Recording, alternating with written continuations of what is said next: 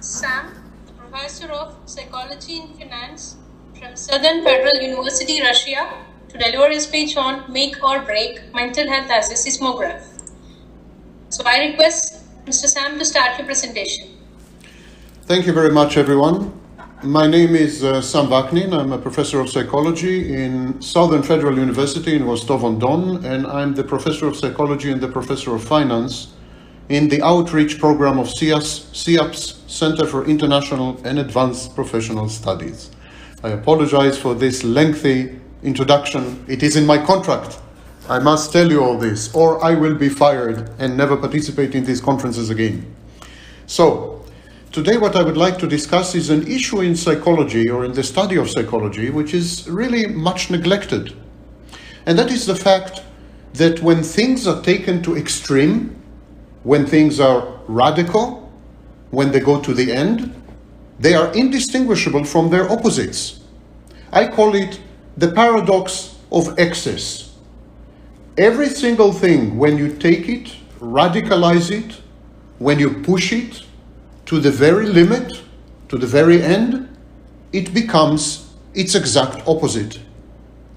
So, for example, extreme weakness is actually indistinguishable from active evil. Unbridled pleasure is often experienced as pain. When a child or a pet witnesses inadvertently, accidentally witnesses sex, the child or the pet perceive the sex as an act of aggression, and they react accordingly. The child starts to cry, the pet starts to bark if it's a dog. They perceive the sex, which is a pleasurable activity, as a form of aggression. So, unbridled pleasure which is unboundaried and unmitigated and taken to the extreme or to the end, is often experienced as pain. Anyone who ever had an orgasm knows very well that it's very difficult to tell the difference between pain and pleasure in some instances, some pleasurable instances. Similarly, exaggerated, possessive love is the identical twin of hate. Sigmund Freud was the first to observe this. He coined the word ambivalence. It's when two competing, mutually exclusive emotions coexist in the same person. So we have love and we have hatred in the same person towards the same target. We can love and hate mother. We can love and hate our spouse. We can love and hate our political leader. When love is taken to extreme, when it's exaggerated, it assumes a possessive streak. It's about owning. It's about possessing. It's about controlling. It's about manipulating. And ultimately it leads to hate. It is the paradox of excess. Anything in psychology that is taken to its end and to an extreme becomes its very opposite. Consider, for example, dependence. When dependence is ubiquitous, it becomes actually the opposite. It becomes a form of control. The dependent person, theoretically, is the person without control, is the person who is being controlled. But a dependent person, when the dependence is taken to its logical conclusion, a dependent person is actually in unmitigated control. Dependence that is taken to its extreme, to its radical end, involves emotional blackmail. It involves neediness. It involves clinging. These are all forms of control. The codependent, for example, in interpersonal relationships, the codependent controls his or her intimate partner. The codependent controls the intimate partner by becoming helpless, learned helplessness, by becoming needy, by blackmailing the partner emotionally, by guilt-tripping the partner, by clinging to the partner. So we see that dependence in its radical form is actually control. It's control freakery. Similarly, uncompromising freedom, being fiercely autonomous, uncompromisingly self-efficacious, insisting on one's independence at all costs, being addicted to freedom. So uncompromised freedom is a form of addiction. We perceive addiction as a loss of freedom. The opposite of freedom is ostensibly and theoretically addiction. So when we say he's an addict, we mean to say he had lost his freedom of choice and his free will. But one can become addicted to freedom. One can lose one's freedom by becoming addicted to freedom. An addiction to freedom is a form of slavery. Psychopaths, for example, are addicted to freedom. They are defiant, they are contumacious, they are reckless, they are impulsive, my way or the highway. The psychopath is a freedom addict. He defies rules and authority. He refuses to adhere to social mores and conventions. And in this addiction to freedom, he becomes a slave to his own impulses. He also very frequently loses his freedom when he is, for example, incarcerated. So uncompromising freedom is a lack of freedom. It's an addiction. Let's proceed. Unblemished beauty. Unblemished beauty. Impeccable beauty. A beauty that is perfect. It's actually repulsive. We need to have some imperfections in a face, in a building, in a sculpture, in a painting. We need these imperfections in order to be attracted to the object. When the object is too perfect, when everything is in its exact place, with mathematical harmony that is uninterrupted, it's repulsive. In 1970, a roboticist by the name of Masahiro Mori, a Japanese of course, coined the phrase uncanny valley. He said that in the future, when robots become indistinguishable from people, when robots become androids, when they are endowed with artificial intelligence that renders them human or pseudo-human, at that point, he said, people will begin to feel uneasy around robots. Robots will discomfort them. Robots will frighten them. He said, precisely because future robots are going to be perfect, precisely because of this perfection, people will feel somehow menaced. They will feel discomfited.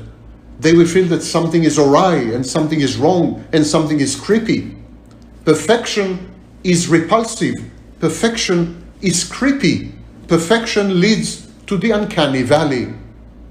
It is imperfection that is attractive. Perfect harmony, for example. Perfect harmony is death. Perfect harmony is entropy. When we come to a place of perfect harmony, there's no motion, there's no change, there's no movement, there's no evolution, there's no propagation, there's no procreation. Perfect harmony is static. It's not dynamic. It's forever. It's sempiternal. It's infinity. It's eternity. And therefore, it's not human. Perfect harmony is death and entropy. Only disorder, disharmony, is meaningful. Consider 6 matches. Consider a row of 6 matches. If the 6 matches are in perfect harmony, each one separated by an identical distance from the next one, there is no meaning or information to this configuration. But if you separate 2 matches, and then another 2 matches, and then add 4 matches, and they are separated, the distances between them are not equal, we have 2 matches plus 2 matches equal 4 matches. So 8 matches arranged in perfect harmony, perfect distance between them. These 8 matches do not contain information and are meaningless. But if you separate these matches, 2 aside, then another group of 2, then a group of 4, these 8 matches have meaning. They convey information. They create order. Disharmony creates order. Similarly, sex with numerous partners, promiscuous sex, is actually a lonely form of sex. It's masturbation. It's masturbating with another person's body. Ironically, the more partners you have, the less discriminate you have about your sexual partners, the more lonely you are in your sexual practices. And of course, here is sex driven to its extreme, sexual behavior that is unbridled, dysregulated, and unboundaried leads to a profound sense of loneliness, even within the act itself. Too much learning is a form of stupidity. It's a form of escapism. It's a form of avoiding reality. Learning is at its apex and most efficacious when it helps us to obtain and secure favorable outcomes from our physical and human environment. Learning, erudition, studies, they are important because they help us manage well within the physical, natural environment and with other people. But too much learning is escapism. It becomes highly theoretical. It leads nowhere. It's dissociated and disjointed and disconnected from reality, and it becomes a form of escapism. And escapism is stupidity, because escapism guarantees wrong, bad outcomes in life. Fun, which is too frequent, is boring. We seek fun as the antidote to boredom. When we are bored, we want to have fun. But if we have too much fun, if we take fun to extreme, if we engage in fun too often and too frequently, fun becomes routine, and routine is boring. And interminable lists like this are boring also. So I will stop here. These are the paradoxes of excess that psychology is ill-equipped to deal with. Because in psychology we tend to generalize. We say love, we say sex, we say harmony, we say beauty, we say freedom, we say dependence, we say possession, we say pleasure.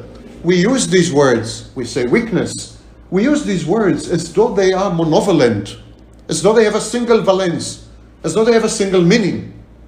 But these words designate qualities, patterns of behavior and traits that have always two faces. They're always ambivalent. If you push them too far, they become their own opposite. And I want to finish by dwelling upon this first paradox of excess. Extreme weakness is indistinguishable from evil conduct. And I want to talk about this for a few minutes. Weakness of character is indistinguishable from evil, from wickedness. Weak people are cowards. Weak people are craven. Weak people cowardly sacrifice moral principles and values.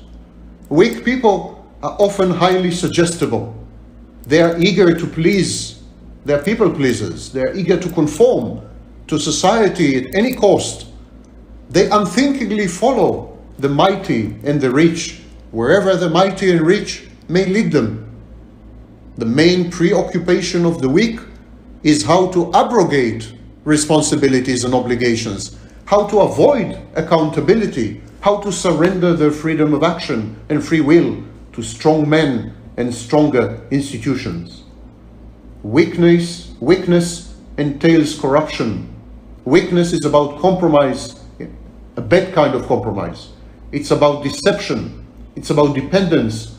It's about giving up on your essence and your values, as well as the ability to morph and to shapeshift in order to fit in. The weak are amorphous. They are fuzzy. They're blurred. They cannot be trusted. Weak people cannot be trusted because they have no core. They have no identity. They have identity disturbance. They are easily swayed. Weak people end up committing the most appalling atrocities and transgressions against themselves and against others, even their nearest, dearest, and loved ones. So when we say anything in psychology, we better qualify it. We better qualified by saying to what extent, what is the intensity of the parameter that we're discussing, the trait, the behavior, the choice. Only then will we know what we're talking about. Because again, there's a paradox of excess. When we push these parameters to the extreme, they become their very opposites. It's useless and senseless to talk about dependence in relationships, because dependence in its most egregious form is actually control. So we should talk about control dynamics, not about dependence dynamics.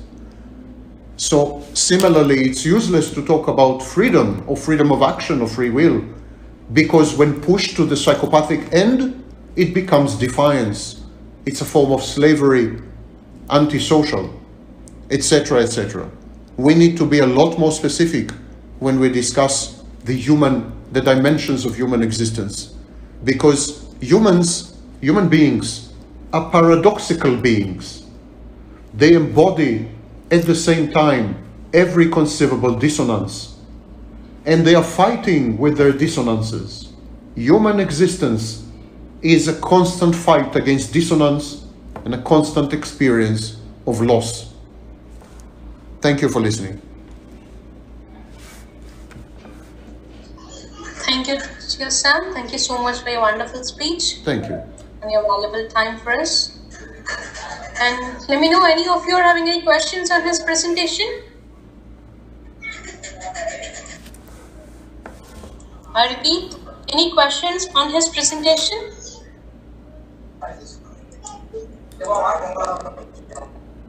Hope you are all clear on his presentation. Once again, thank you, Mr. Sam. Thank you for your speech. Thank you. Thank you. It's a pleasure to have been here. Thank you. Yes.